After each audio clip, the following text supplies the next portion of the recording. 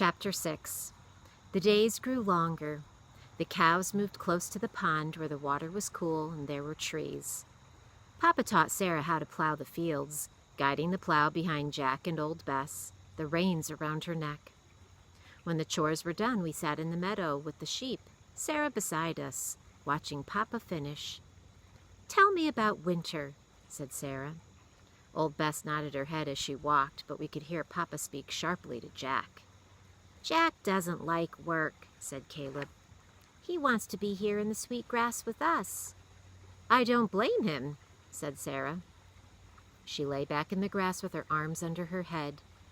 "Tell me about winter," she said again. "Winter is cold here," said Caleb, and Sarah and I laughed.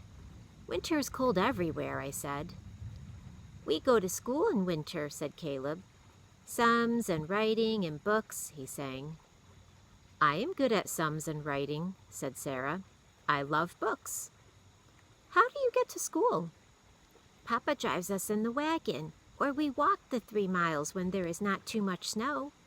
Sarah sat up. "Do you have lots of snow?" "Lots and lots and lots of snow," chanted Caleb, rolling around in the grass. "Sometimes we have to dig our way out to feed the animals." "In Maine, the barns are attached to the houses sometimes," said Sarah. Caleb grinned. "So you could have a cow to Sunday supper?" Sarah and I laughed. "When there are bad storms, Papa ties a rope from the house to the barn so no one will get lost," said Caleb. I frowned. I loved winter. "There is ice on the windows on winter mornings," I told Sarah. "We can draw sparkling pictures and we can see our breath in the air. Papa builds a warm fire and we bake hot biscuits and put on hundreds of sweaters.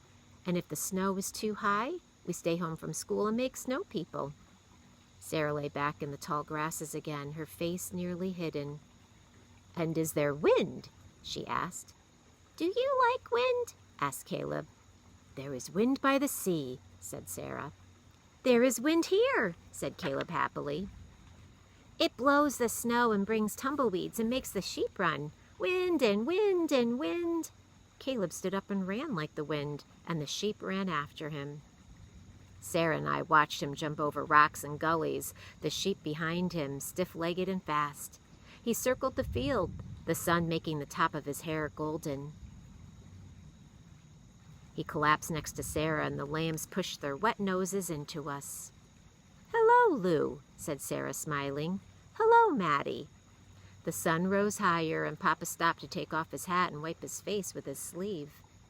"I'm hot," said Sarah. "I can't wait for winter wind. Let's swim." "Swim where?" I asked her. "I can't swim," said Caleb. "Can't swim?" exclaimed Sarah. "I'll teach you in the cow pond." "That's for cows," I cried. But Sarah had grabbed our hands and we were running through the fields, ducking under the fence to the far pond. "Shoo, cows," said Sarah, as the cows looked up, startled. She took off her dress and waded into the water in her petticoat. She dived suddenly and disappeared for a moment as Caleb and I watched. She came up laughing, her hair streaming free.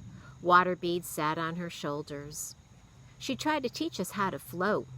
I sank like a bucket filled with water and came up sputtering. But Caleb lay on his back and learned how to blow streams of water high in the air like a whale. The cows stood on the banks of the pond and stared and stopped their chewing. Water bugs circled us. "Is this like the sea?" asked Caleb. Sarah treaded water. "The sea is salt," said Sarah. "It stretches out as far as you can see. It gleams like the sun on glass." "There are waves." "Like this?" asked Caleb, and he pushed a wave at Sarah, making her cough and laugh. "Yes," she said, "like that." I held my breath and floated at last, looking up into the sky, afraid to speak. Crows flew over, 3 in a row, and I could hear a killdeer in the field. We climbed the bank and dried ourselves and lay in the grass again. The cows watched, their eyes sad in their dinner plate faces. And I slept, dreaming a perfect dream. The fields had turned to a sea that gleamed like sun on glass, and Sarah was happy.